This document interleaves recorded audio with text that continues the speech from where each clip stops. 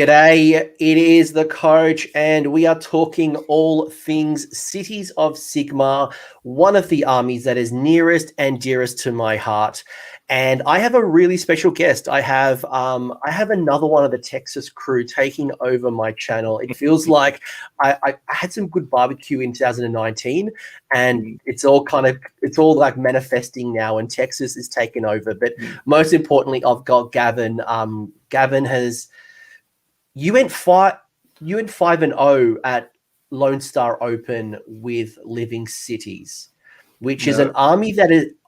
I think was it 4-1? It is 4-1, but with just good soft scores. So it made me look like I'm better than I actually am, right? You came third. Most importantly, out of a 60-player event. And I've been saying for a long time that Living City is a sleeper army.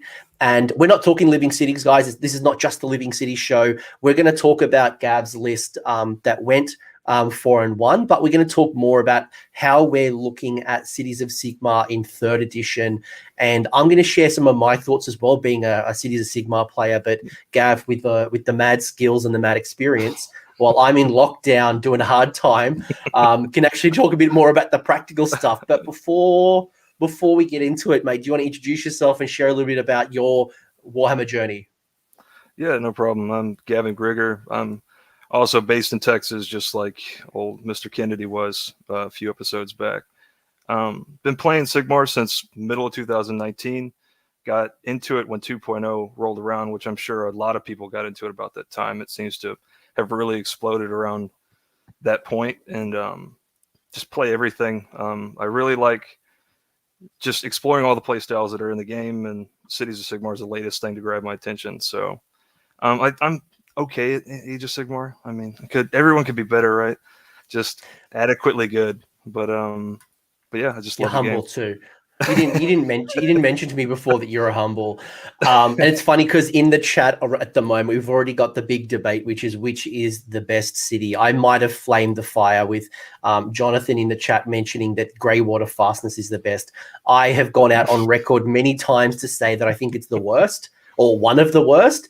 I would have said Phoenician is the worst, but somebody actually went really well with Phoenician recently, so I might have to eat my words with that one. It's like the upside down world. Everybody's doing really well with armies that everyone thinks is bad.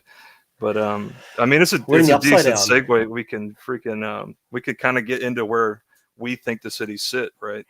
Like, and I think there's like a clear, like, top tier competitive set of cities, in my opinion. But I don't know if you have your own opinions on that, right?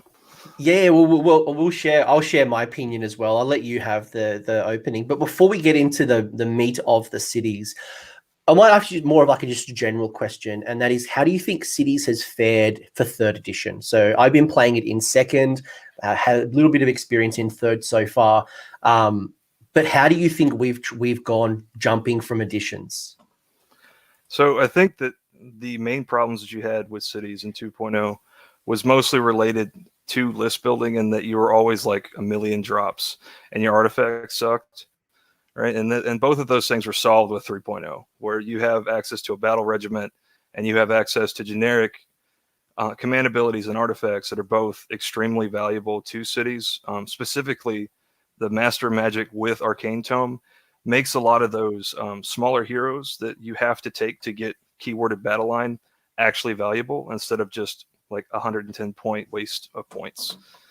But there's a few of the things that have popped up in the transition for me.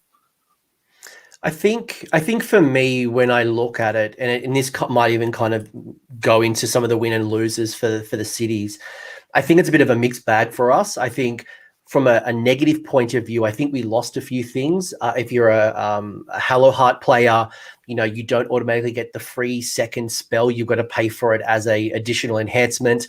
I think some builds really lost out by not having a Stormcast general now. I used to love taking the Knight Incantor as my general, being a very durable wizard. But then on the other side, you're right. Rules are very strange, yeah, for sure. Yeah, so we still have Stormcast, but we just can't make it our general. So that does change a few things. At the same time, you're right, our battalions in most of the factions were rubbish. There's probably a couple that were kind of decent. Tempest Eye, if you liked your Pistoliers. Your Hallowheart definitely worked well. There's a couple that kind of worked, but for most of them, you're right. We couldn't really reduce our drops. Very restrictive in some of our builds. So I think overall we probably won a little, but we did lose a couple depending on where you were on the fence. Yeah, the points changes were neutral, so like as a net return beneficial to cities, I think. Yeah, like I don't know if anything has popped up as being really cost prohibitive. I can't think of anything. No. And, like the great thing for us as well is we have really reaped the benefits. We got, in addition to Cities of Sigmar, we've gained Harkness, we've gained Misthaven, we've gained, the Settlers Gain from, so they're all from the Broken Realm series. We've gained access to the new Stormcast. So, at the time of recording, we've got the dragons and we've got, so many cool models coming from a new book. Then we've had the Warsong Revenant coming from Sylvaneth. We're just like reaping all the benefits. So, which then, makes it a lot harder for us to talk lists. Yeah, for sure. There's just a lot of, it's basically unlimited roster building because of how deep you can go into each of the books that are outside of Cities of Sigmar. It's very similar to Slave to Darkness in that way, where you have the roster is much larger than it appears at first glance, right? Yeah, it's the deepest roster. Like you can see on my display shelf there, I've got 8 full. I've actually got a double layer for my my display cabinet, and there's 8 full shelves, and I've got more models all around. That's all just Cities of Sigmar. That's just all cities. So I've got 20,000 points, and I can now add Lumineth. Now that I've got Settlers Gain, I can add Lumineth. I've got. That. But you've got Harkness. I can add. Lumineth. I can add Daughters of Cain. I can add 1 in 4 daughters and go have Morathi, and then add Gotrek. And again, I think for me, cities is it's exciting. There's a lot of cool list options. Yep. So, anything else that you've noticed from 3rd edition? We've gained things like we've all gained. Obviously the battle tactics has come into play. We've got heroic actions, monstrous rampage. I don't know how do you find monstrous rampage, because our monsters mostly aren't the best monsters. Like they're not the worst, they're not the best. They're kind of like middle tier mostly, in my opinion. Yeah, and that's kind of the same thing that I think about the monstrous rampages, and specifically what it makes it really hard for Cities of Sigmar rosters to do is chase other monsters, I think, because a lot of their monsters are very CP dependent on their damage or their tankiness, and when you go into another monster, you get roared. So, yeah. Free Guild General, I think, hits naturally on 4s, and you're wanting to use his the benefits on his War Scroll. You can still do Titanic Duel, but that roar interaction is really like a fly in the ointment for trying to kill monsters with monsters, in my experience at least. No, you're right. You're absolutely right. I've been playing Daughters recently, and Morathi goes close to a monster and Morathi gets roared. So all of a sudden the consistency comes down. And when you look at the Dreadlord on Black Dragon, and you look at the Free Guild General on Griffin, which is probably our 2 strongest combat monsters natively, not going out of like Stormcast and other things. Yeah, they really do need the bonus. So you need to try to find those ways to get. The Hurricanum has to come into play to make sure you get a little bit more consistency. You've got to get, but at least City's got that stuff. You've got access to a whole lot of inherent bonuses.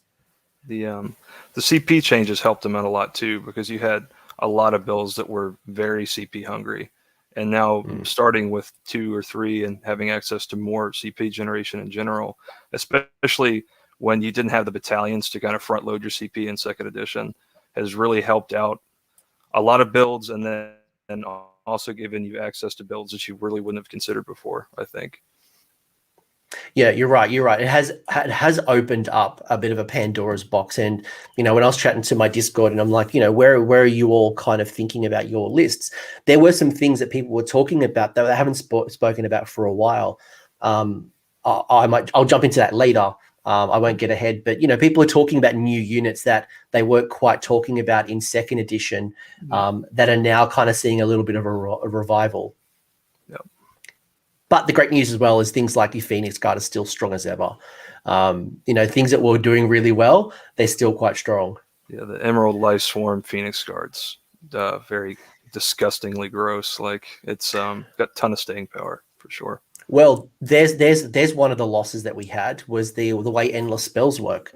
While endless spells, we can move predatory spells in both you and your opponent's turn. We've lost the empowered by the realm, so we don't get the extra distance on bridge or the umbral spell portal. We don't get the reroll damage from Geminids. We don't get those extras, which I don't know. How have you thought about endless spells? Have you relied on them less with these changes? Like I'm not seeing nearly as many of that traditional bridge with Iron Drake with with friends because you can't teleport as far. But maybe it's coming back. Yeah, well, the list that I've had once we get into it later, but just kind of give like a preview of it, I guess.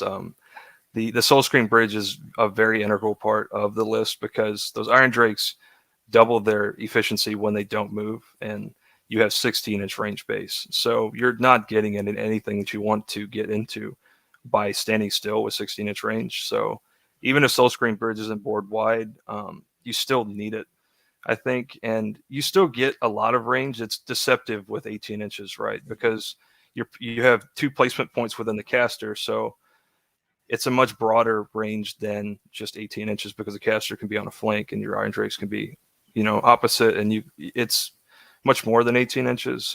It did turn into a casting bonus of 1, which is helpful. Like +1's always helpful, right? But it's not the same as empowered.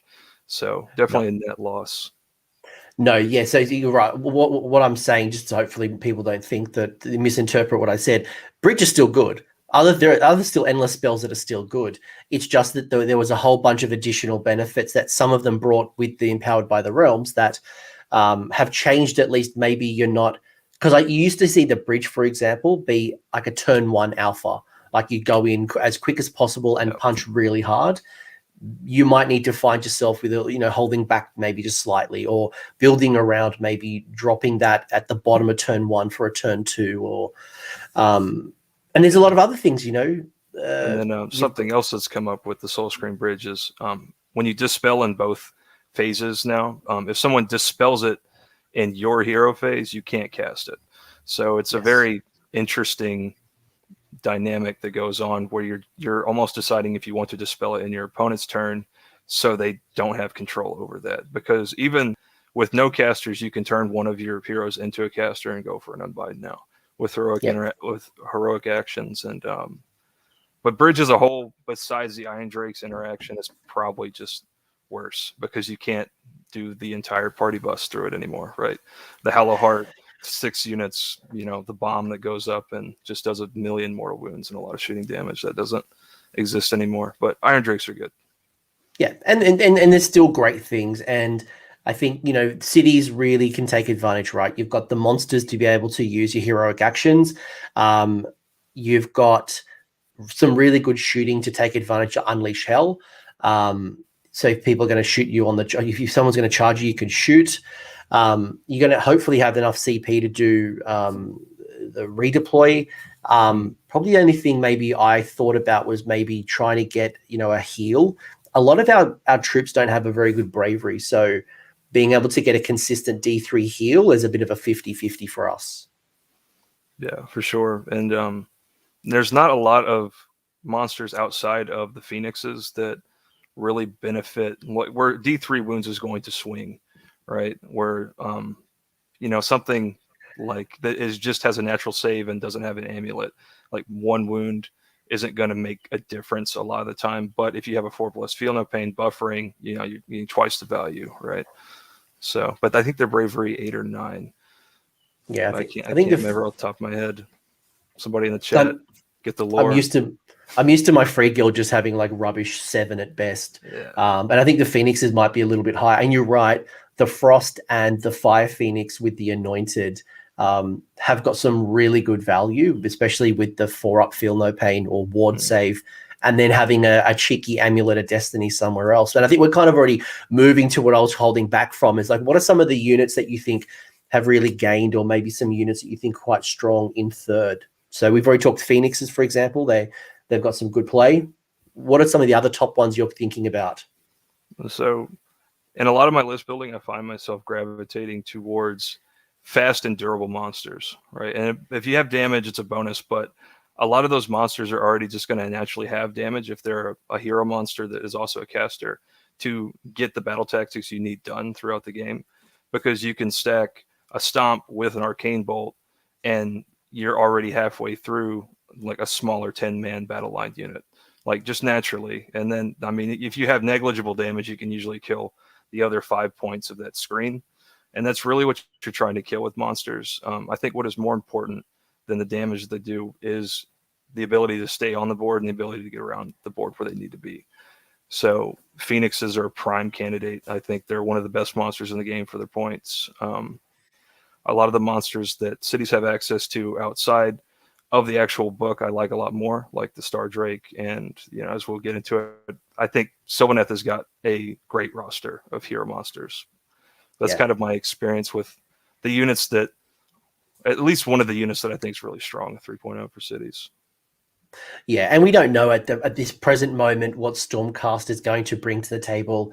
I think there's some rumors that Fulminators have lost their shooting attack, which then changes their requirement in, because they used to be really good in Living City, being able to get the shoot and then the free move. So we don't know what Stormcast is bringing to the table. So we'll kind of pause them a little bit. Which makes me nervous, because I obviously love my Knight of Zeros. Getting the fact that a lot of rerolls have been reduced from the game, and the Knight of Zeros currently gives you a reroll to both shooting and combat. So if that changes, obviously the drops in value, but the board size as well does change things a little bit. You've got a much smaller board size. It's not as long. There's not as many objectives. And I'm finding, just from a list building perspective, I'm not going down those multiple small units, those cheap screens. I'm not relying on things like Aether Wings as much to go out and try to claim 1 or 2 objectives while my core force is going in up the center or the sides for 1 or 2. I'm not stretched nearly as far, which might work in my favor. Yeah, agreed. And then a lot of the mission pack in Gur also favors the mid-board grinder style. There's not a lot of, aside from the Vice, there's nothing that's going to force you to move to your opponent's deployment zone, really. It's mostly all the objectives are in the center, and you're fighting over those objectives in the center. So toughness, I think, is very important in 3.0. And Cities has it in various ways. It's just some of them aren't as straightforward as others. And also in 3.0, with that smaller board size that you mentioned, a lot of the stuff that comes in off a board edge, such as in Living City, I find much more valuable because it's harder for your opponent to hide from it, just naturally, because the board is condensed so much. So there's 2 things I've noticed. And that probably works well for our shooting, because I think because I'm a core free guild player. So again, anyone can see my display cabinet, it's just like free guild to the wazoo. I've even got like 140 flagellants. So I have a lot of cities. Did you ever do the index list with the old? You could just do flagellants with the with the War Altar and the War Altar and the Witch Hunter. I never got to. I never got to. I wanted to, and I started contrast painting. When contrast paint coming out, I went like, right, I'm just gonna smash out these flagellants, and then they cut devoted. So hopefully they come back together in like some Order of Vizier type thing. But when I was writing up some notes, because I was really trying to think about this. Cities has a deep roster, over 60 units naturally. It then has access to over 60 in Stormcast, another like 40 in Sylvaneth's 40. But you got Sylvaneth, you've got Daughters of Cain allies, Deepkin allies. I think Fireslayers can be an ally. Carriage and Overlords can be an ally. So it has like over probably 300 units. And like when I was thinking about it, I was thinking, and another thing as well that Broken Realms brought is the dad and daughter combo, and the shooter, is it Doralina? Doralina. They shoot the endless spells. Yeah, it's a decent. Definitely a cool little unit. Being able to doing some extra damage to wizards, which I think for us, we don't have the strongest wizards in the army. We've got some great unbinds, whether it's the Runelord or the Anointed, although the Runelord is just +2 to the unbind. and I think it has 2 unbinds a turn. Like it's good value. Yeah, it's very good for sure. And then Master Magic gives you rerolls, so it can be very oppressive to things that are trying to naturally cast spells for sure. And there's a lot of magic at the moment, and a lot of powerful magic, and even things like, people using things like the Emerald Life Swarm to heal up Archeon, or certain types of real hero monsters. You can help deny that with 100-point hero. Like, he's not that expensive. Yeah, and it used to be almost a tax, right? Because you had to take it to the Jordan battle line, but now with Master Magic Arcane Tome, you get your unbinds, you get your the extra rend on your prayer, and then you also get your casting. A lot of the time I was using him to cast Soulscry Bridge in my list because it's just a free cast, and he's got a reroll because of Master Magic, so very valuable for sure. Yeah, we could talk forever. When I was thinking about this, putting Phoenix Guard as battle line in Hunters of the Heartland, so someone can't roar at them to stop them from getting a CP, having that 4-up ward save, being able to rally them back and bring them up to back onto the board, let alone Emerald Life Swarm. Like, there's just so many great combinations. The Gur Battlemage getting some additional movement or charge. I think Drakespawn Knights have some real play now that they've got. I think they've got a really good armor save. Put them in Tempest Eye, they get the free +1 to their save in the first turn. Or with that battalion specifically in Tempest Eye, you could ally in some boats and do the cheeky pre-game redeploy. That's how it's being ruled right now. Is that because it's a move, you can just do a fly hide instead before the game starts. Very good. So check that one with the TO. I was having that conversation on Carriage and Overlord show literally days ago, and some tournament organizer. What we're talking about is there's another battalion called the Alpha Beast Pack that allows you to have 2 to 3 monsters, and they get a free move as long as they're not hero monsters. Some KO are being ruled as no, they can't. Some of them are saying yes. So, but yeah, fly high.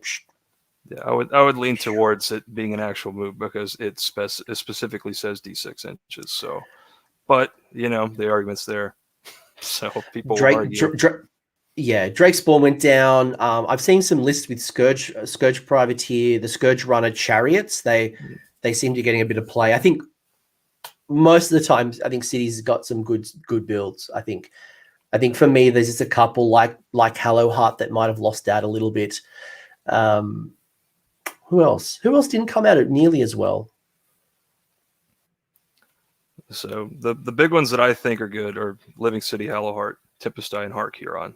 And that's on the back of Marathi for the most part. I think that has a lot of good play. It does suffer a little bit because you can't take the bow snakes in 15-man blocks because they have to be coalition, so they can't be battle line.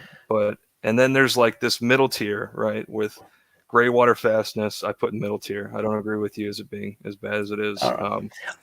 My argument is that the Tempest Eye build is just better than the Grey Water build. That's my argument. It's not that I'm against Grey Water. It's just that if I build the same list, I think it does better in Tempest Eye. Yeah, agreed. I just have it a little higher than you do. But if it's all right, that's the old train of thought, right? If it's whichever one is better is the one that you pick, and the other one is completely unviable. I get the train of trash. Thought. Just throw it in the bin. Sorry, Jonathan. Just throw it. But then, Phoenicium I thought was kind of a gimmicky army, but apparently people win with it. So I don't know. Maybe I'm wrong. Yeah, I don't quite get it. I still don't get Phoenician. Yeah, and then it's just there's a lot of the cities, mostly outside of those 4 that I think are very competitive. The other ones rely on your opponent making a mistake, like a sequential mistake that you can capitalize on. So if you're playing an informed player, I don't think they're as viable competitively. But a lot of people don't know Cities of Sigmar in and out, so maybe it works better than I think it does. So one other thing as well is Settler's Gain, which is the Hish City of Sigmar. So and that allows you to go 1 in 4 Lumineth. I think that if you go down that route, and maybe it's the Hallowheart in me, I almost feel like I'd rather take a Hallowheart build and maybe put it in Settler's Gain and take advantage of some of the Lumineth stuff, whether it's the Lumineth Archers, whether it's a Cathalar, a Teclis, a Foxy Fox or 2 Foxy Foxes with Severeth. Why do you think Hallowheart? Because for me, I was a bit disheartened because I really love Hallowheart. And I thought losing the battalion really hurt me because I love to run the Hurricanum as the general to take the damage, to get the pluses to the cast and the unbind. What are your thoughts on Hallowheart, and why are you rating it still a little bit high? So I think a lot of the power in Hallowheart is in the magic negate that you can have across the whole army, because there's a lot of magic in the game that is game defining, and Lumineth pops into mind, and just having magic negates in general I think is very strong.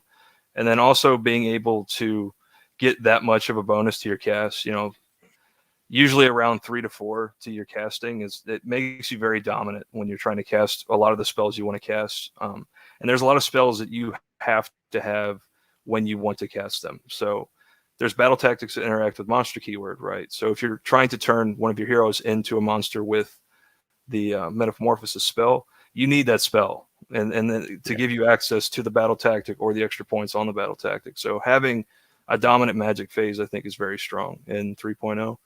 And I think that Hallowheart kind of gives you that. I would not disagree with anything you said. I would not disagree at all. And you're right, being able to get up to plus D6 on the cast, still being able to heal, I think is still good. And I think, I would not disagree, actually. I mean, you're convincing me that it isn't as bad. Yeah. Settler's Game is really good too. What I found a lot in the list building for it is like the Lumineth book is just it's got so many tools that it's hard to convince myself to play Lumineth outside of their book. Like, I think everyone at their heart likes the idea of playing Lumineth because of how toolsy it is. But then I see the reaction to it, that when people play against it, and it's just, I don't know if I can bring myself to do it. It's a debate that I have internally a lot. it's something, yeah. It is something. I was thinking about it when I was building my lists, and I'm like, do I really want a Lore Seeker? Do I really want Severeth zipping around the table? Do I want the 30 Archers or the Cathalar or Teclis? I think the great thing as well is as the meta evolves, if you want to tap into that build and you're finding that magic dominance is just supreme and you're really struggling, you've got 2 really good options. Or if you just want to pick up one of you always want to paint Teclis and, you just don't want a Lumineth Force, but you do want to paint the centerpiece model, the options there. But I think, yeah, you're right. And this is the kind of the point of this show is it's not to go deep into every single list. I think it's just near impossible to look at every single city as it keeps evolving at all the different builds, because, I was looking at some of the lists, at a recent tournaments, I saw a really heavy Demigryph Knight list in Anvilgard, which I never would have thought of. And it did relatively well at the US Open. Demigryphs are always kind of tied to Tempest Eye or Hammerhall. Then we had a mixed Hallowheart Force go relatively well at Summer Slaughter. So I think, yeah, there's just a lot of options. Yeah, and I think you see the players separate more than lists at the moment, because everyone is so unsure about what is good that you're seeing people, they can just play the game well, like play around other people's tools. And I think that that's kind of skewing what's good in the meta right now. And as the game, gets played 6 months, 12 months, and longer, you'll see things start to separate a little bit. But right now it's like the Wild West, right? Everything can be good.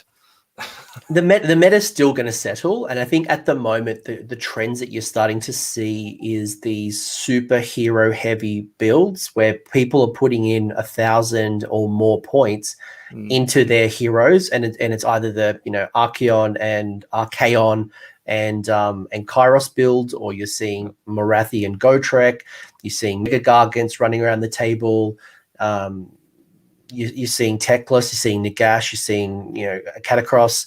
So I'm seeing a lot of points in those lists, and people aren't going what we used to call like lots of bodies on the table. We're not nearly seeing that build, and I don't know if it'll swing. Yeah, agreed. I think a lot of the extreme examples, people will figure out how to play against it, like Nagash and Archeon and Gotrek. You'll be able to see people mitigate the effectiveness of those models. But it's still going to be hero hammer at the end of the day because all of your battle tactics favor that style. So yeah, specifically hero monster hammer, I think is the call out. Is that because of and then we keep talking about it because you get the heroic actions, get the monstrous rampages, you get extra victory points if you have monsters interacting with, I think, at least 50% of them. I think 4 out of the 8 give you bonus VP. How do you think we would handle some of these superheroes right now? So I think the 3 things there's probably 4 things that are really causing the internet concern right now. Like they're ready to press the ban button. One is Archaon with Kairos, or even just Archaon on his own. Gotrex running around causing people nightmares. Morathi's causing some people some nightmares. You've got some things like Severeth in Lumineth and Manfred, who are literally just teleporting out of combat and you can't get them. Like they're just not allowing you to get into them. And then Mega Gargants, who are just lots of bodies that just sit on an objective and lol at you because they're counting as 20. Yeah. I think as the meta adapts to playing against those models, I think that you're going to see people either try to control their application, so mess with their movement or their ability to get charges, such as like Khorne Demon Prince, or like, for example, the KO have the navigators that can have movement and stop your fly, and like Warp Lightning Vortex can stop you from running. Things like that where you control their movement and their application, or you just make yourself so tough that those monsters can't kill you. And I think that'll be the 2 predominant playstyles against those things. There's a lot of it in the game that people just aren't using because it hasn't come up yet. Like Slaanesh, for example, has a lot of spells that can turn off characters' ability to charge or use command abilities. And you just don't see people play those things because they haven't been important in the past. So I think you'll see people adapt to those kind of options if it stays as it is. Even the Soul Snare Shackles, I can't remember exactly the rules off the top of my head, but that got changed recently to be a bit of a board control, denying your opponent from charge. Yeah, it's a 6-inch bubble from each piece of the Soul Snare Shackles. So you can put it on the objective and then run onto the objective with one of your units, and they can't kill you with combat damage unless they get rid of those Soul Snare Shackles. And I think they're like CV7, so it's not an easy roll either to get them off the board. And we're getting a +1 to our cast naturally as Cities players, let alone from any other pluses to cast, which we have a lot of pluses to cast, but not crazy amounts of, +3 or +4 kind of stuff. Yeah. One other thing I'm probably noticing, and I'll jump to your list, I think, in a minute, we kind of, doing some really good stuff here, is whenever we get to it. Yeah.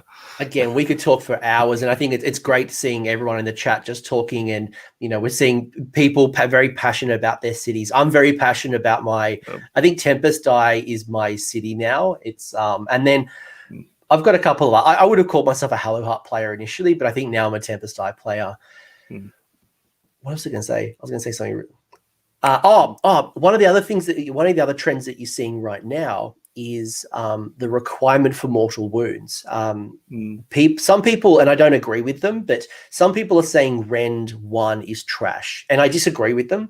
But what the undertone for that is that you're seeing a lot of high armor saves of Blood Knights with a 2+ armor save, then with a ward save, and that's just not 1, right? You're seeing a lot of heroes and a lot of pluses to save. You can get +1 from Mystic Shield, +1 from your Finest Hour. You can get +1 from All Out Defense. Obviously, modifiers are capped, but there's a lot of really high armor saves, and we need mortal wounds. How do you feel we are from like a mortal wound perspective to deal them out? It's definitely a good question. I think that the Hurricanums are a very aggressively good buy in cities, either with the character or without. I think they're both excellent because of the ability to do those 3d3 mortal wounds. Those are very strong. The Phoenix is flying over with Wake of Fire, very strong form of mortals. And then, monster casters, you're always going to have a monster caster with Arcane Bolt and a Stomp, and that will be able to do those, 2 to 6 mortal wounds. So that's always something that can be in your pocket. But what I really think that the discussion should be around those 3+ armor save units is, if they have that, you're going to have to find ways to do multiple instances of damage in different phases, because you're going to have to take away their resources that make them situationally tougher so that you get access to that normal natural 3+ armor save later in the turn. I think is going to be what people really evolve to eventually, outside of mortal wounds, because mortal wounds are just expensive to get. Mortal wounds are very expensive, and I love the call out there. The Hurricanum, some people are already talking about it, that you can unleash hell with the Hurricanum, which means that you get to deal some serious mortal wounds on the charge. So Blood Knights might reconsider that charge. But you're right, resource management in this game has become even more important because there are now more options. For every reroll of a charge, and you can only do one Inspiring Presence. You've then got all-out attack, all-out defense. You can rally, bring back some models. You can redeploy. And I found redeploy is probably one of my favorite command points right now. The way to make a charge even harder, to be able to... I've moved onto objectives because I've redeployed and there's been a gap for me to move off, onto an objective, which has been great. Or I've been able to move away from an opponent and deny them from scoring their battle tactic because they've said they want to kill this unit, kill this hero, and I've gone, yeet. Yeah. In Living City, I'm glad you brought redeploy up, because I also think it's very strong. But Living City specifically has a very interesting interaction with redeploy, in that you can stay outside of redeploy range and then move in the shooting phase within range of where you want to be. And since it's not in the movement phase, they can't redeploy. So I think that's a very strong tool that they have. Yeah, massive. By the way, shout out to Buckets as well as Poet, who had made some donations to the chat. I just completely forgot to acknowledge, because I'm just so excited to talk cities, because there's just so much crazy shenanigans in this book. It's just not funny. You could go the fact that the Luminarch, with quite a large range, now has a lot of board presence because of the shortening of the size. One thing I've learned, very early on in 3rd edition, is the bubble aura, because the tables have shrunk both width and depth. You get a lot more value from some quite large bubbles. So can be quite good, getting,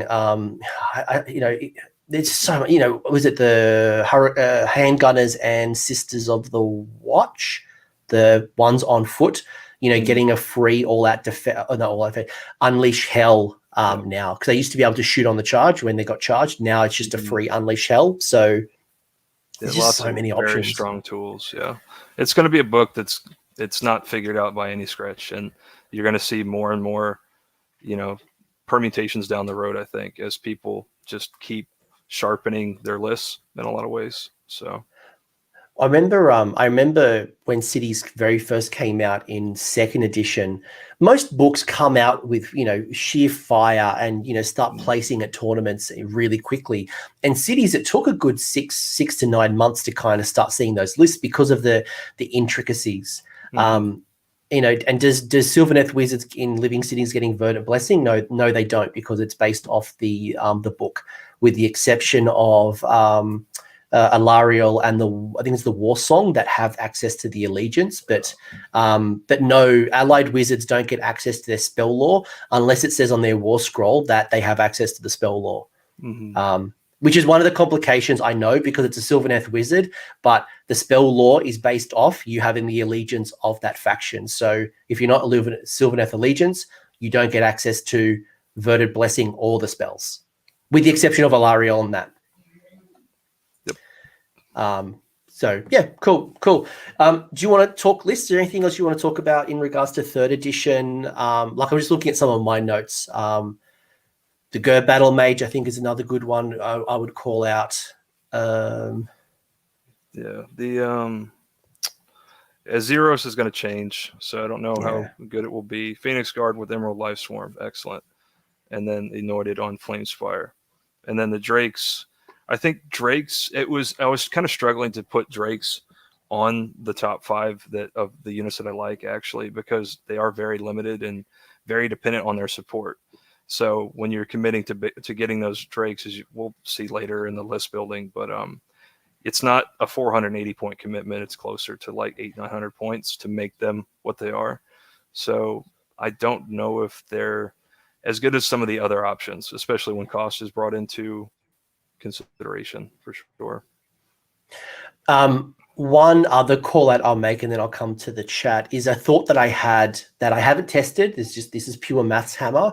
That if we go down to a meta, which is going to be like, 1,200, 1,500 points of heroes with some support, Hammerhall might actually work really well. If you take, 5 units or 6 units of just really cheap, Free Guild Guard in Hammerhall, because you get the banner and you get to roll a dice, and for every 6 you get extra CP. So getting a CP farm of Free Guild Guard and then putting in your 1,500 points or 1,200 points into these combat monsters. Maybe it's a Stormcast Dragon. Maybe is it Yanessa, the new Stormcast hero? Yndressa. Yndressa, yeah, her. Like you could put all your points into some real combat monsters, and then at the back have a bunch of Free Guild Guard just generating you CP to enable you to double fight in your opponent's zone, which is now shorter and easier to get to. Yep. And you have some real combat. So again, there's just a lot of cool options. And I think as the metas kind of settles, we can find what works for you. And to the question that 2 people have asked now is, how do we feel about the Battlemage on Griffin? I'll throw it to you first before I give you my thoughts. A monster with a 5+ base armor save that's a huge red flag for me. I guess you could throw Amulet on the monster and make him tanky, but I think you can use him, but I think that there's better options. I think that's probably my thoughts on the model in general. I think there's some use, and I was testing this out in 2nd edition towards the end with a Battlemage on Griffin in Tempest Eye and using it as like a mobile Hawkeye. Or no, not the Hawkeye. The spell, is it the spell that gives you +1 attack or +1? There's a really good aura. It's a spell. I know what you're talking about. Yeah, you know what I'm talking about. 2.0. In 2.0, you use it with the Balloon Boys with the saws. It's very good. Doubles their attack output.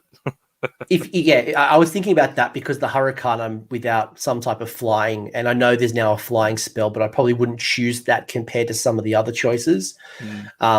Maybe it could be a good option with Flaming Weapon. Maybe if that becomes, I haven't thought about that. It's just an idea that's just come to my head.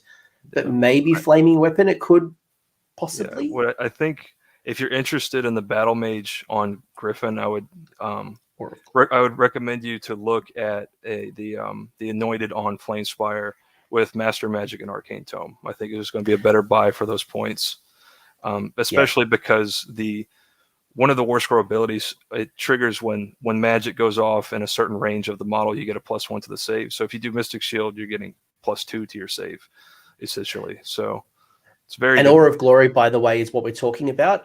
And we're going to get to your list in a second. I just want to quickly acknowledge why are we being a bit negative on the Azeroth? And that is because rerolls are being phased out of the game. There's a lot of rerolls that are no longer available. And my interpretation, this is a prediction, not a coach knows. My prediction is that the Azeroth will lose the reroll ability, and it might be more of a +1 if they follow the trend. That is a thought, not a go tell the internet that coach is saying that rerolls are disappearing. It's just a trend that's happening in the game.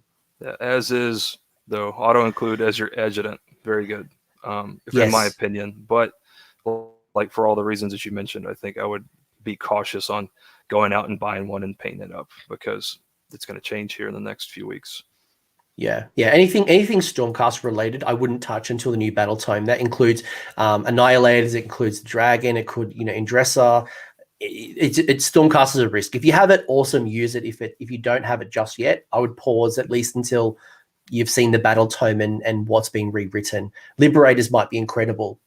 Like, you know what I mean? Like they could get like mortal wounds. Who knows? Yeah. 3+ base save across that book's going to make him crazy. But.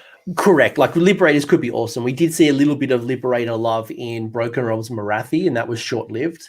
But this was the list that you went 4-1 at Lone Star Open, right? Or did you update this list before sending it to me? No, this is the list. Cool. So you went 4-1 with this list. It is a Living City list. Maybe the first thought would be, why did you choose Living City out of all the cities? And then maybe some of the high level stuff, especially like your grand strategy. Okay, so the genesis of this entire list idea was I've wanted to play Alarielle for a really long time. All the way back before, I mean, probably 2 or 3 War Scroll updates ago. It's one of my favorite models in the game, and I've always like looked for a way to get her in the game. With Sylvaneth, it was kind of hard to consider her, especially before she got her War Scroll update. And but with the new rules that she got, and then the addition rolling over to 3.0, I think that Alarielle in Living City is a very strong option. Oh, and it's probably as high as your stock's going to get, in my opinion. So it was just a great opportunity to play a model that I've wanted to play a long time.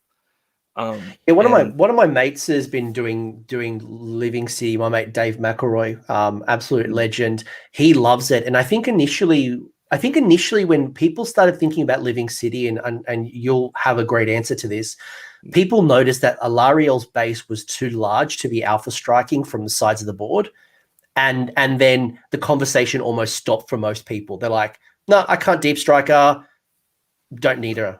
But yeah, it's that 160 millimeter it's like 15 and what enough centimeters to not be 6 inches. So it's a bee's dick. It is a bee's dick. Yeah, and and I get the argument, right? Rules is written, but I think I've explored the intent that could be behind that rule, and I have had a argument about whether or not that was intended or not, because they've had some interesting things in 2.0 where they almost had a stopgap for that rule where you just put your model on the board as much as you could and let it overhang. Like that was written into the rule set in 2.0. But aside from all that, in 3.0, she's much less susceptible to being alphaed off the board now with all the extra toughness. So I actually love starting her on the board. Mostly to act as, I used her as a screen a lot of the time, just because if people want to take first turn and try and kill her, you just use your finest hour and then all out defense, and you're looking at a 2+ with one buffer. And then a lot of what makes Alarielle really good is that's on her War Scroll is the ability to innately heal 2d6 wounds. So if you don't one-shot her, she's going back up to full health, and then she's very mobile on top of all of that. And it's worth noting that Alarielle got a War Scroll update in Kragnos, Broken Realms Kragnos, and there was a couple of changes. I don't think when I was looking at the changes, there was anything that she lost from the previous War Scroll. I felt that she only gained from memory, and one of those things was the ability not just to heal Sylvaneth units on the table, but she could self-heal, which makes her an absolute combat monster. And as you're right, being able to use the finest hour, all-out defense, then the heal, that's tasty. Yeah, and then I mean she's also a 3-cast, which is I think she used to be a 2-2, and then they made her a 3-cast in the new book. So you can very easily cast Mystic Shield to stack on top of that. One thing that was said about is that the Endless spell that's in Sylvaneth doesn't let you reroll ones anymore and can't be taken in Living City. But the idea of getting her all the way to like a 1+ rerolling ones with Spite Swarm Hive was very attractive option before it went away. And she's one of the models that does carry the spell lore with her, so she can access the Sylvaneth spell lore. Yeah. Yeah, and then the D6 Hill is really what you're looking for at that spell lore. A lot of the track that I found that I was using when I was casting with her was either like Throne of Vines and her War Scroll Metamorphosis, which is a great spell. I think might be one of the best spells in the game. And a lot of it has to do with people trying to kill her. It's got 16-inch range, and you do the modified casting roll. You roll that many dice, and every 3+ is a mortal wound. So it's one of your better sources of mortal wounds, especially if someone's going to slam like a big scary monster into you, not kill her, and then take on the back swing. You know, I had to do as much as 8 or 9 mortal wounds at times. So very good tool. And then, but it's just you run out of cast before you get to some of those Sylvaneth lore spells, regrowth and Throat of Vines is what you're looking to cast a lot of the time, in my experience. Before you jump off Alarielle, do you have any preferred? So one of the cool things that she does as well, and why maybe her points are a bit more aggressive than, say, Morathi, is Alarielle can bring on a free unit. So it's a unit of Kurnoth Hunters, Dryads, or is that it? It's a Tree Lord. It's a lot. It's Tree Lord, Dryads, any of the Hunters. You can do Tree Revs, the other type. The alternative build to Tree Revs, I can't remember what they're called. The Spite Revs. The Spite Revs. Stuff that you won't consider, because a lot of the time I saw that I was just using the Dryads because they're a good screen, specifically for the Iron Drakes. They fit in front of those Iron Drakes very well and do their job. They die, but it keeps your Iron Drakes from dying, so they work. And then a lot of the time, I don't think I ever had a turn where I wasn't using the Fire and Fade on Alarielle. Like she gets so much value out of that spell, mostly because she's got 16-inch movement. So if you're moving twice, you're going 32 inches in a turn, right? And most people just can't conceptualize that on the board. And what it lets you do is score all of those hard to score battle tactics that you're trying to score from turn to turn, like Broken Ranks, Slay the Warlord, all those things, to where your opponent can maybe have a screen in front of something, but you just outmaneuver the screen, and then you get the extra points with Alarielle because she's a monster. She's very good at scoring all of those battle tactics, in my experience. Yeah, even think that I think the only challenge would be, I think there's, I can't remember the name of it, where you've got to have 2 of your models in the opponent's territory. The challenge is that Alarielle's base is so large, getting it in there and having the space. You just got to be mindful of it. So, but it's easier to score. It's just a big change. Okay, good options for that too with Living City. Anything can hide off the board edge and come in off the board edge, and then the Shadow Stalkers are also really good for that battle tactic too. When I was boom, you've scored it automatically. Yeah, when I was building the list, I think I might have over-tooled for battle tactics, because I did run into some problems. Me and Zach actually played in game 2 at the tournament, and he exposed every problem that my list inherently had. But when I was able to get what I wanted with this list, that's why I maxed so easily, because it's very good at scoring those battle tactics. And I think I might have overreacted to it, like I said before, but I still think it's a very strong list in general. Majority of my guests and myself included, I think, one of the biggest changes from 2 to 3 edition, that is the fact that scoring the objectives probably isn't your primary objective anymore.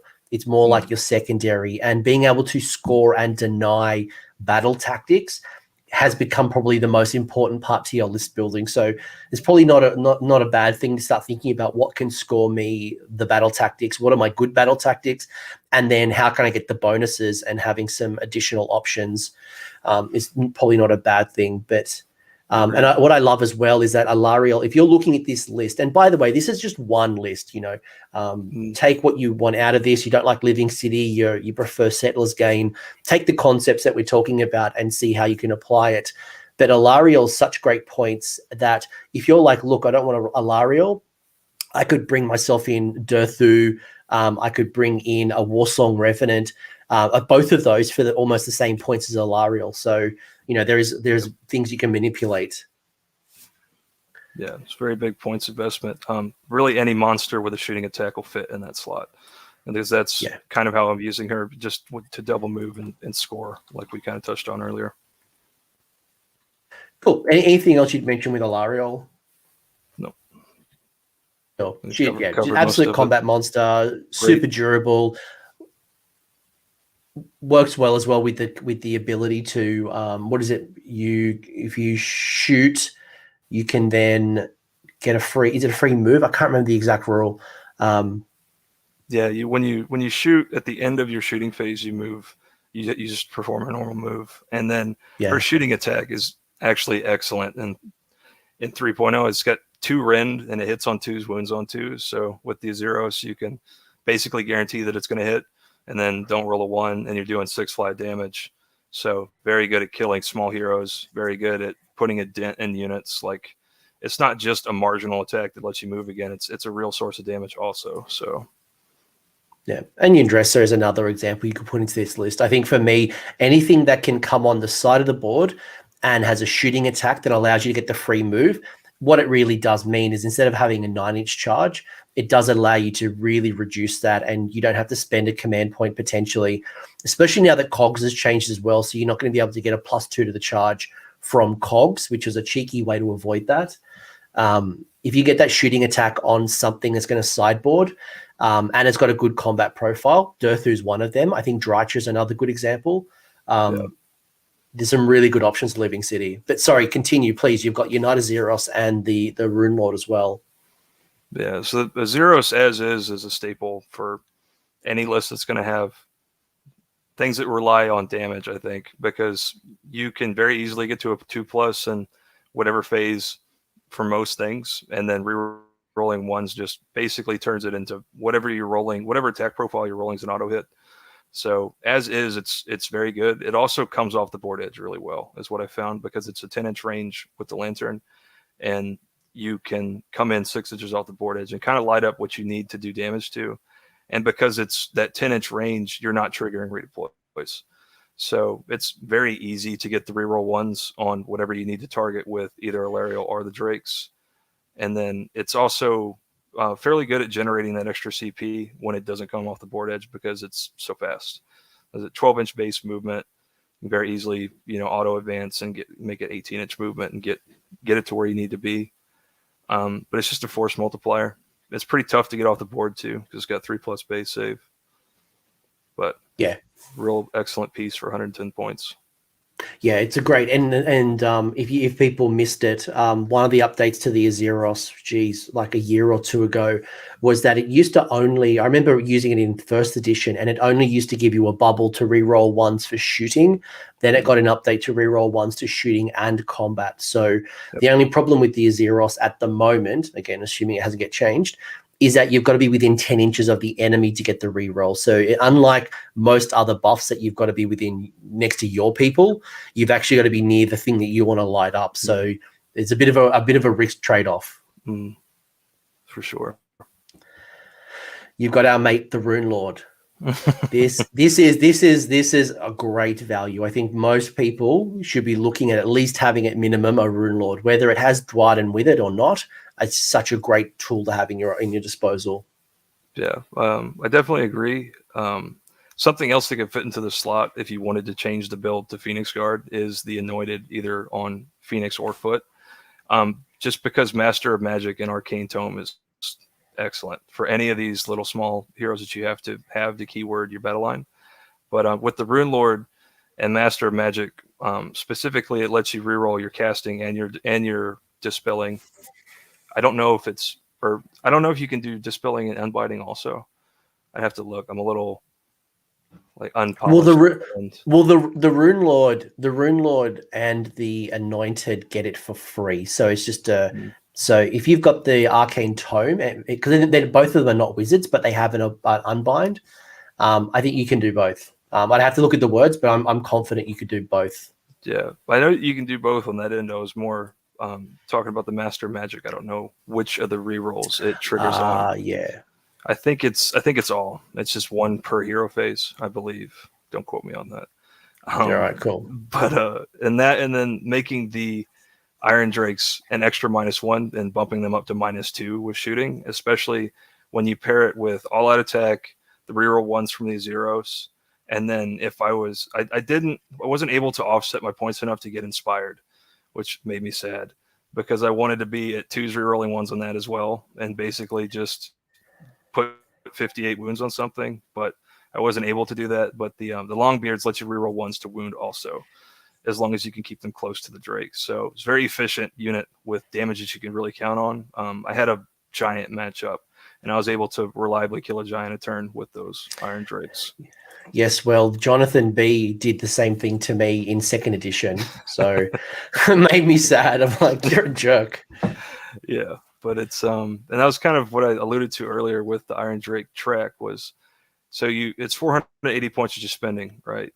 Well, you're also taking this Runelord, this is 100 points. The Azeros is there primarily for it. It's another 110 points. And then the Longbeards are another 105 points. And then the Soulscry Bridge is also there for them. So that's, 70, 100, 105. That's 275 plus 110 is like 385 plus 480. So you're looking at like 865 points around there. Don't quote my math. But it's a big investment for a unit that can very easily get tied down and killed. So it's there is some nuance to play it, but it's very strong when it works. For sure. No, I dig it. It's a very aggressive shooting list, especially having both the Soulscry Bridge and the sideboard shenanigans from Living Cities.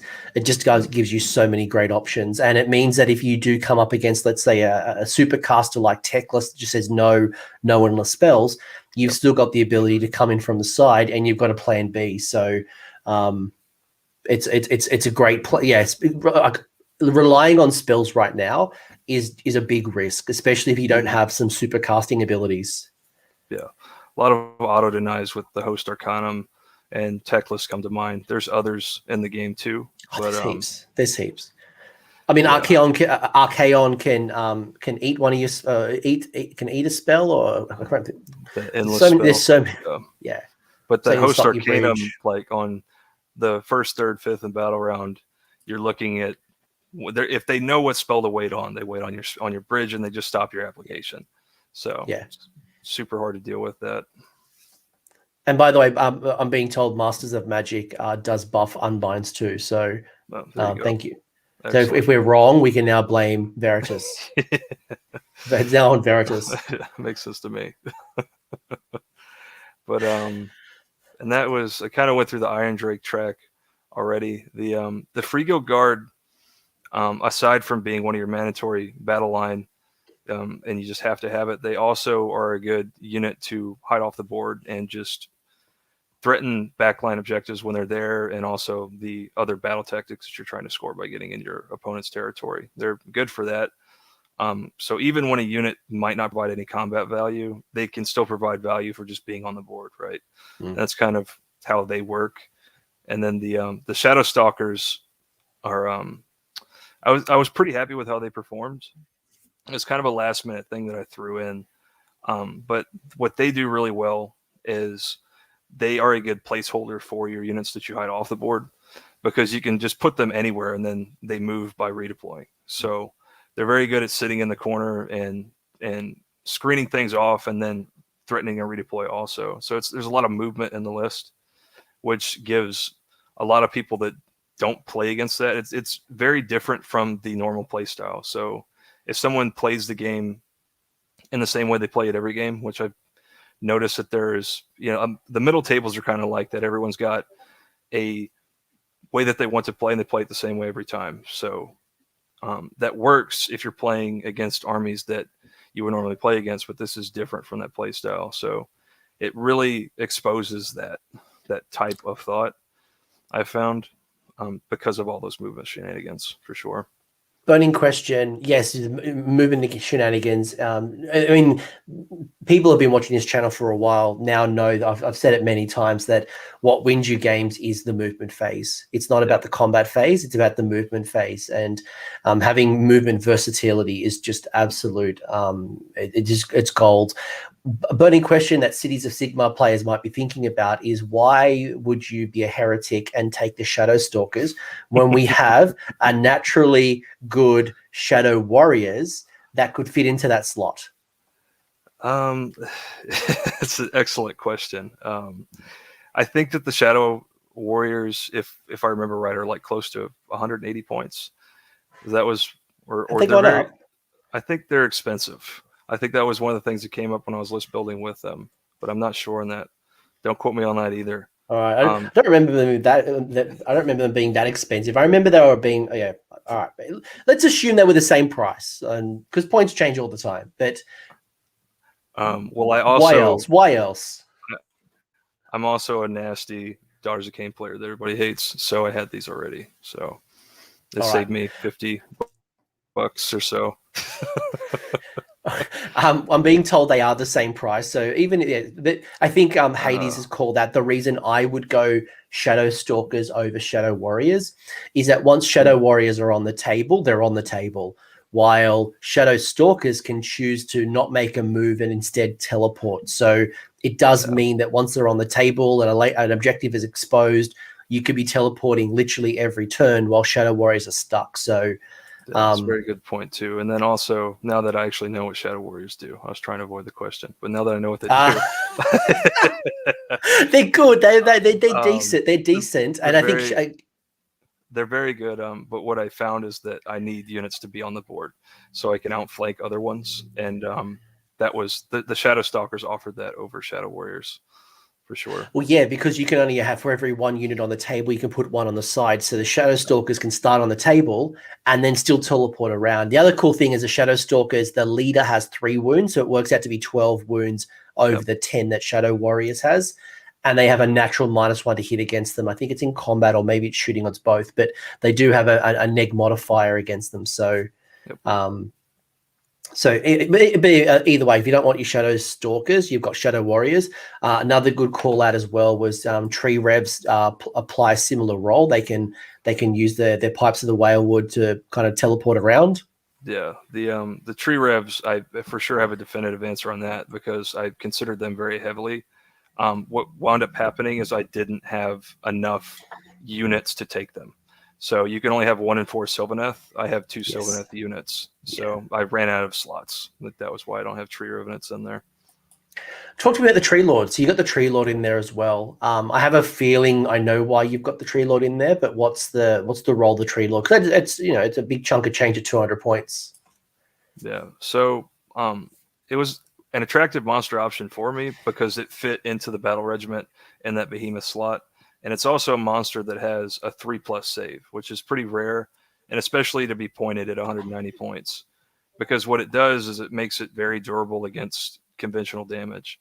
So I wasn't using it for damage. I was using it as a tool to come off the board edge and score battle tactics, and then also like clean up little small 10-man screens. And also with coming off the board edge, and it also has a shooting attack. So when it would redeploy after shooting, a lot of the time it could kill just enough to take the smaller objectives away from a 10-man screen. It maybe kill 6 or 7 of the models out of the unit, and it counts as 5, so I get that objective.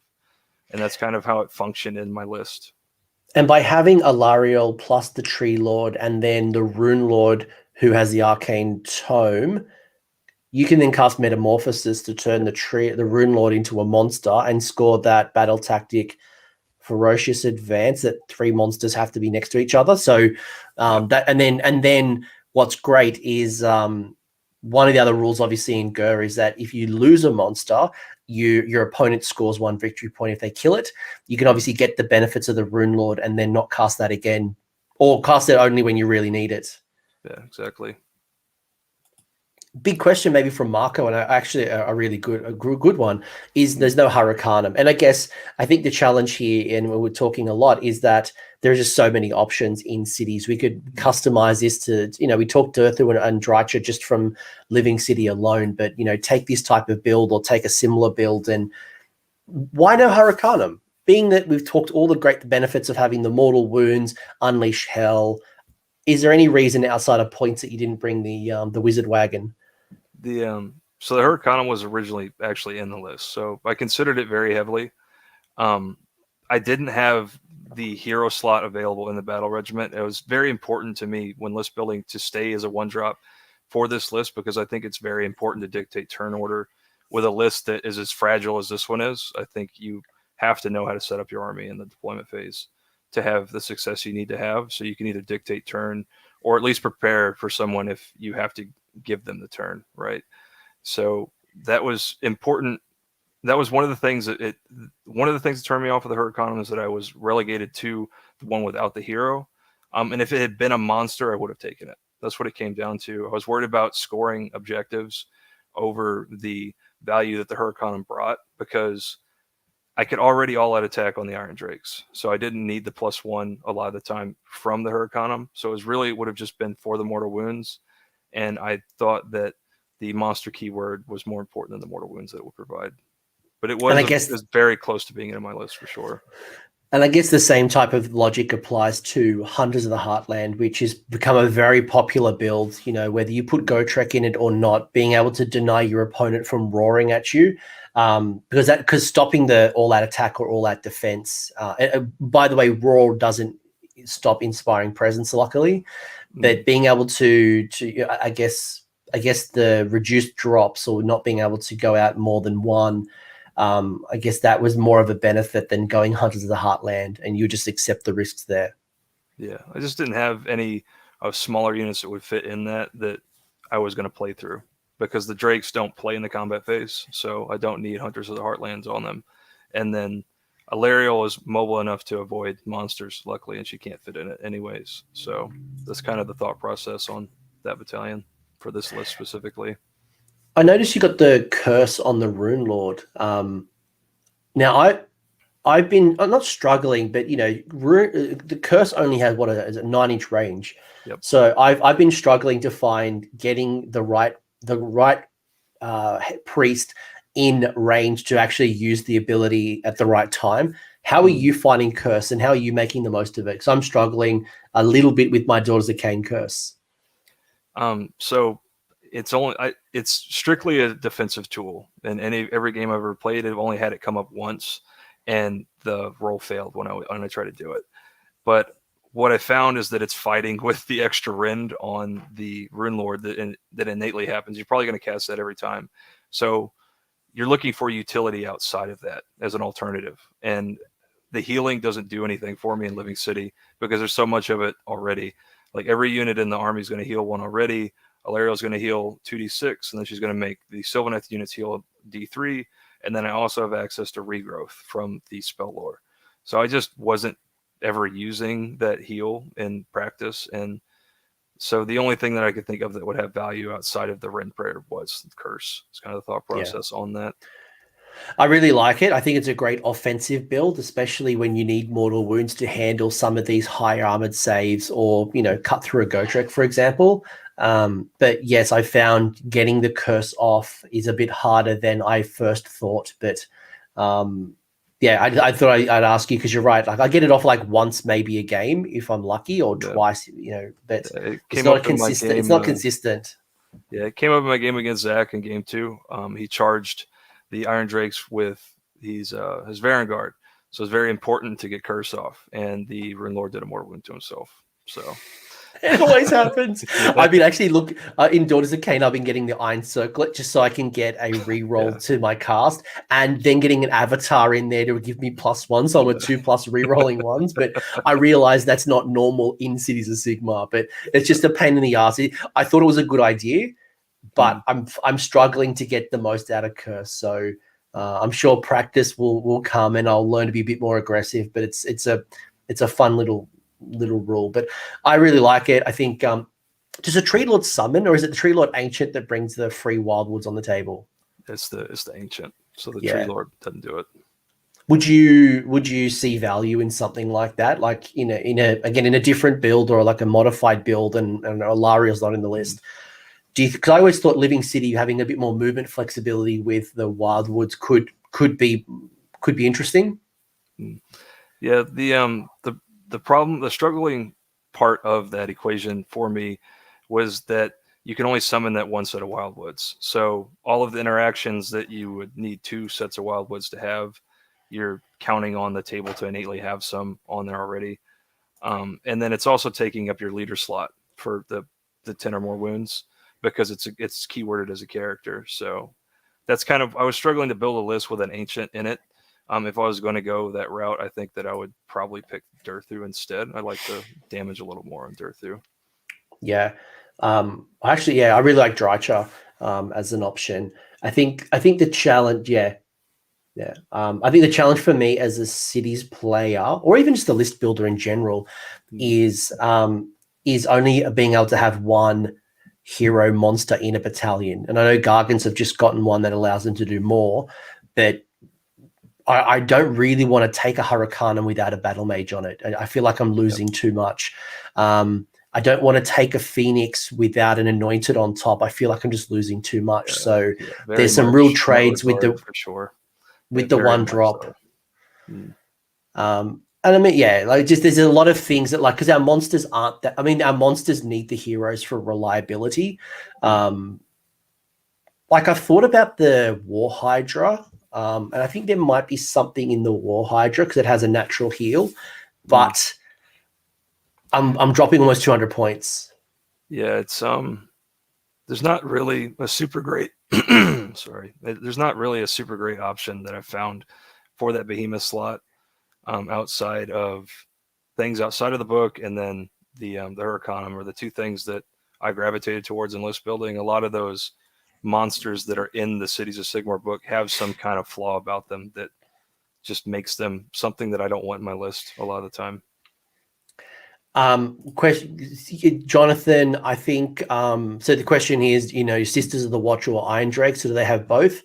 Actually, I'll let my guest answer that question first. Do you think there's a place for Sisters of the Watch? Yeah, I think so. You get mortal wounds on them, I believe, is the difference. And you can very easily take the Nomad Prince and do the same setup as the Runelord does. And you get a little bit more range, but you're trading a little bit of damage on the back end, I think. Especially with what I found with the Drakes is that they have -3 on their Grudge Hammer torpedoes, and in the monster meta, having D6 damage and -3 it was very helpful at LSO specifically. I don't know if it will be going forward, but I think monsters are here to stay. So monsters are here until we change from this GURB battle pack. To my response to that is if you are an elf, and especially of the wood variety, absolutely Sisters of the Watch with the Nomad Prince, with Glade Guard, with that type of build, you could literally rinse and repeat what Gav said and just go from a Dwarden build into the elf build. And you'd probably find very similar, not the same, but a very similar kind of play style with some pros and cons. As you said, more mortals, less rend, I guess, but you don't have as much high damage. But also the consistency, you probably get a bit more consistency from the damage as opposed to a D6 swing. Yeah. You know what, we didn't talk about Harkuron again. This we could go forever. We could go forever with this. People are like, what about Harkuron? What about this? What about Hammerhall? What if I do a Celestin Prime with Yundressa? And the great thing as well, folks, is that you can leave me a comment in the comment section to tell me which units and cities and combinations you're using and why. So all the YouTubey stuff, you tell me, because there's just so many varieties in this build.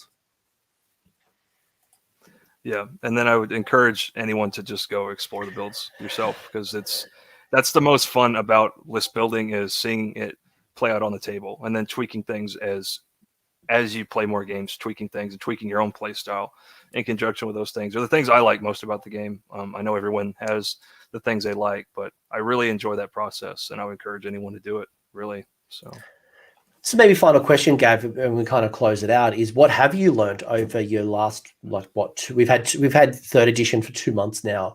Is there anything in particular that maybe you thought about at the start that you've kind of learnt over time, or now new considerations that you'd want to share with people? Yeah, absolutely.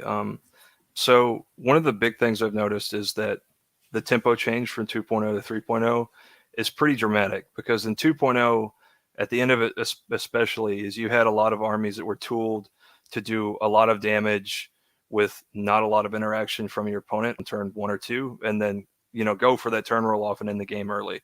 Whereas in 3.0, that playstyle, you aren't rewarded for that playstyle in 3.0 like you were in 2.0. You're more rewarded for things that can be tough and hold the board. I think, as a general rule of thumb, both in the way the game progresses in the auxiliary tools and then in the actual battle pack itself, most of the missions have all of their objectives in the center of the board. So it's just going to favor the grind style. And that's one thing I've noticed. And then, yeah, just generally is toughness over damage. Like I really underestimated, going from the old edition to this one, how much more toughness would be valuable over damage in general. So that's what I would caution you to build the things that are designed to do a lot of damage on turn 1 and in the game on turn 1, because they just don't work anymore. I think Cities got really lucky that a lot of our units are on 25 mil bases, so coherency hasn't really impacted us as negatively as, let's say, anything that's on 32s.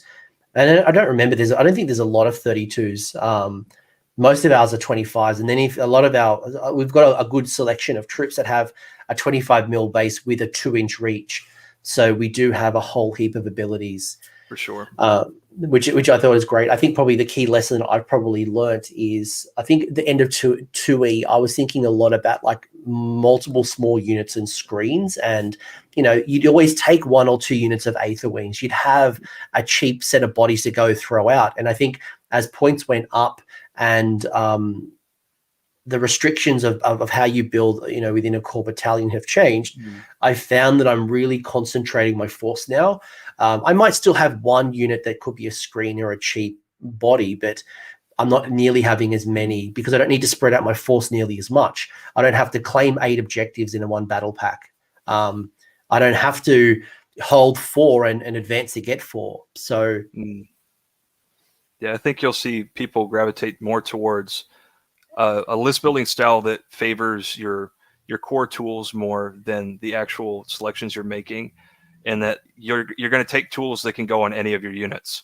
So, because I think there's a lot of value in that, because then your opponent can't focus down a specific unit. You have a lot of value tied up in all of your force multipliers where the value of your list is.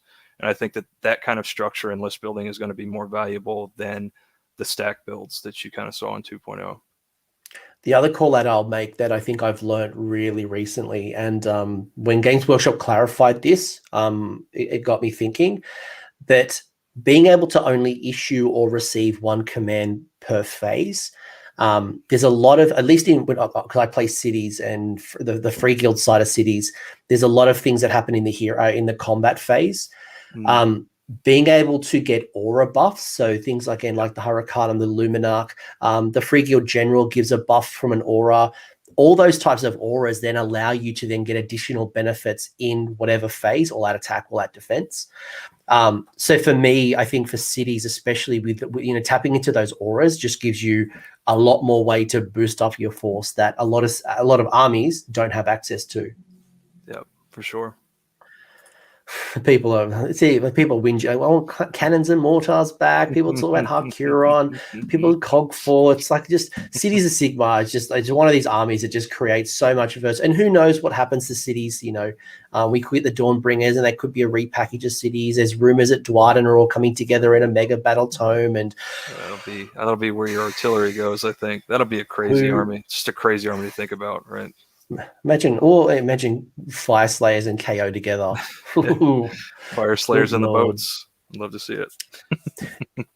Gav, if people want to talk more to you, are you active on the socials at all? I know I've got a massive Discord that's full of Cities of Sigmar diehards, like the people here on the chat. They're just absolutely mental for absolutely just love their cities. Is there anything in particular? Are you on socials? We can talk more with you, or where can I find you other than your house? Yeah, I'm an old boomer. I only use Facebook. I need to get better about using the other platforms. But on Facebook, there's a lot of the Houston groups, Texas Masters group, the Houston Age of Sigmar group are both really good groups that have a lot of discussion in them. And then we also have Discord servers that you can find through those groups, or that also they're just the Grand Alliance Houston Discord. I'm always in there, making fun of all the people that think they run things in Houston. That's my role. I've been relegated to it. I enjoy it. But Mr. Kyle Valdez, he is the one who he does a lot of great things for the Houston community. He's always organizing tournaments. He organizes that Discord, and I love taking the piss. And shout out to Kyle as well, who validated that you weren't a potato. When I saw you go 4-1, I said to Kyle's like, "Oh, my friend did this," and I'm like, is he a potato, or could he actually talk on the internet? He's like, yeah, I don't think he's a potato. So he validated and I hear the next video we're doing with your community. I've got like a whole bunch of Texas guys just unaware of your old Texas. You're all doing really well. I hear the beard is evolving over time. So we've got another beard coming up soon. So it just gets bigger and bigger. Yeah, but Mr. Evan Miller, you'll enjoy him. He loves playing off meta stuff. Great player. And he's got a lot of interesting thoughts about Slaanesh for sure. And then in general, I think that I wasn't able to get to a lot of the Texas community. They love their shout-outs. Shout out to like the Lawmaster Sotek, another one of the Texas crew. I love all you guys, and I think the reason that like Texas in general has such a strong community is because we have so many good players here, and that's that old adage that iron sharpens iron, right? When you have people pushing each other to get better, that's how you get better. It's not just one person list building in their own room, right?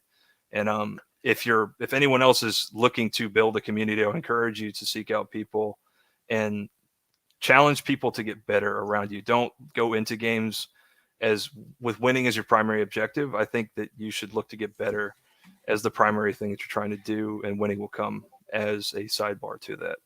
If I was going to offer advice, I will shout out your community. I stumbled upon the Texas scene in 2019 or 18 when you guys started up the Masters series, and just the way you brought up, Houston and Dallas, and you brought them all together in Austin.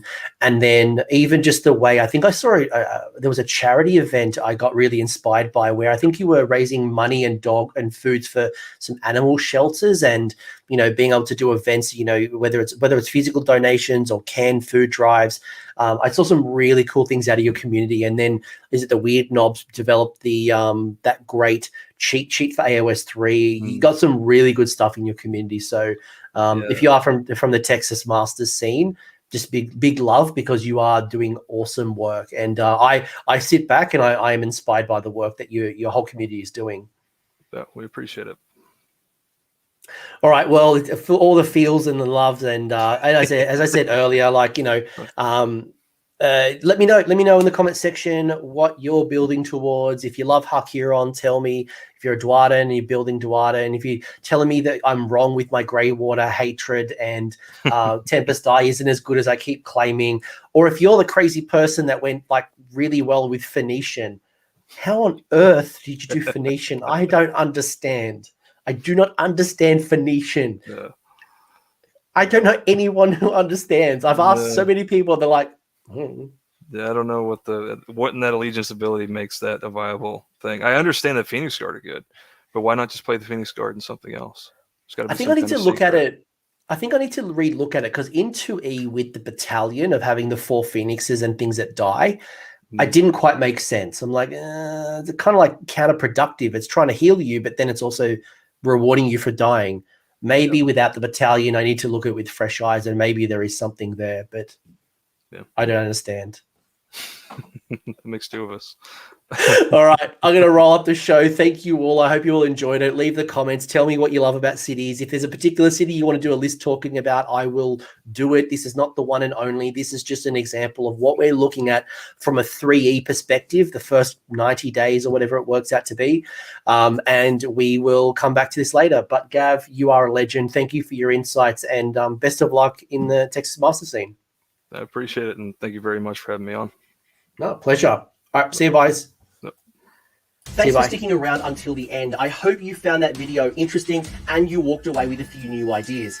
If you did, I would appreciate it if you hit like on the video, as well as left me a comment. Let me know what your thoughts are in the comment section below. The conversation will continue over on Discord, so links down below in the episode description if you want to join the Discord and continue the Age of Sigmar conversation. I want to give a massive shout out as well to these absolute bloody legends, these champions who have continued to support me through Patreon or YouTube members. That is going directly into supporting the maintenance and the growth of this channel. So thank you very much, guys. Much appreciated. And until next time, roll more sixes.